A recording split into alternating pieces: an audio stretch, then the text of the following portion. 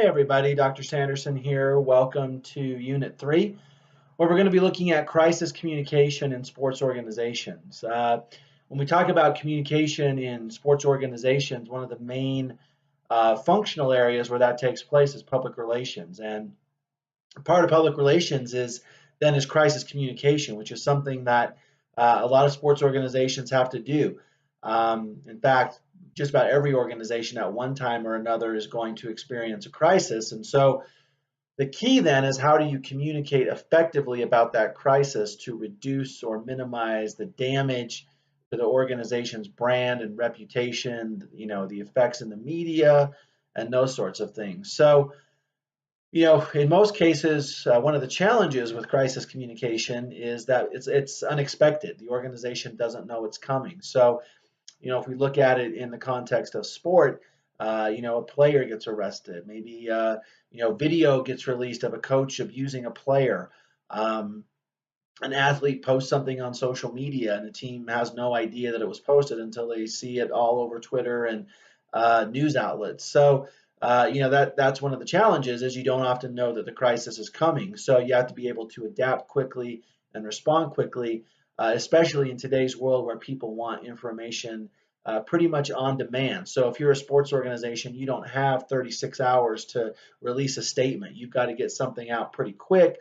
And not only do you have to get it out quickly, but it's got to be something that's going to be effective, that people are going to, believe or buy into. So that's why planning is such a huge part of crisis communication, because that helps an organization identify, okay, here are some things that are likely to occur. So for example, if a player posts something controversial on Twitter, here's what we're going to do. If they get arrested for domestic violence, here's what we're going to do. So having a plan in place can really help reduce some of the issues there.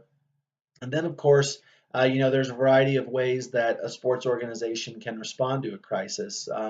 We'll look at three within this unit, but one is to simply deny the crisis. So deny that it happened, deny that it occurred. Sometimes organizations in this strategy will shift blame to other people. So they'll say, hey, the crisis is this person's fault. We didn't have anything to do with it. And that in general is not a real good strategy unless the organization really, really believes they're not at fault. And we'll talk, in the lecture and in the materials you'll see that transparency is a huge part of crisis communication. More specifically, people don't like to be lied to. So, in many cases, the public will forgive if there's been some honesty and transparency at the beginning. Whereas if an organization says, no, we didn't do that, and then a year later says, oh, guess what, we did do that, it's not going to be as, it can be a lot more challenging to manage crisis communication there.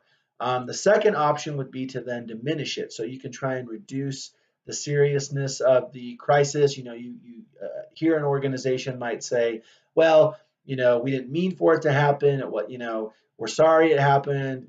Somebody made a mistake. It was an accident. Or they can try and reduce, the effect of it and say something like, well, it's really not as bad as maybe the media is making it out to sound, or really only this number of people were affected, or really it's only this small thing that's going on. So, diminish, and that, that can work, again, if it truly is something minor or it was an accident, if there wasn't intent. Now, if there was intent, generally the best option is the third strategy, which is to deal with it.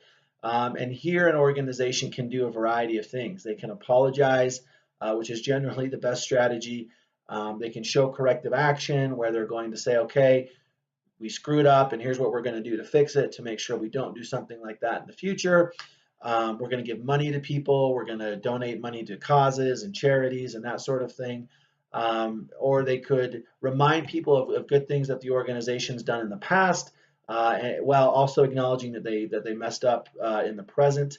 Now, the key there is that it has to be seen as authentic. If an organization's seen as giving money to charity as a way of not really addressing an issue, then it's not going to be as effective. So, transparency is key, authenticity is key, and as most of you probably know, in today's world, it's very, very difficult for something to stay private or confidential. It's so easy for someone to record a meeting and then post it on the internet or send it to a media outlet. So it's better to just, if something did happen, the organization made a mistake, they screwed up, it's better just to deal with it.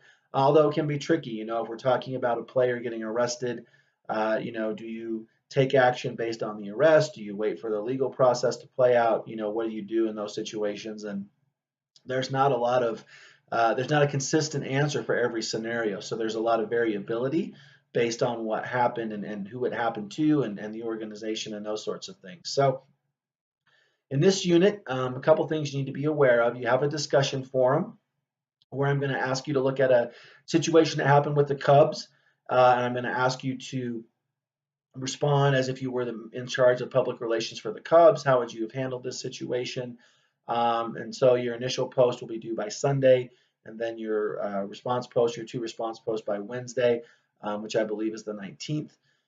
And then remember that your organizational culture essay is due on the 19th, where you're looking at what happened with Baylor and what went wrong and what could other athletic departments learn from that. And then you need to start working on a crisis communication essay. So what I'm going to ask you to do is go find an incident, go find something that a sports organization experienced and analyze how they handled it from a crisis standpoint. What did they do? Did they deny it? Did they admit it? And if so, how do you, what led you to that conclusion? And then you're going to make some recommendations. So if we look at this case, what can other sports organizations learn about crisis communication and how they should handle similar type situations? So that'll be due in the next unit, but probably something to just, start working on and thinking about. So looking forward to your thoughts on crisis communication.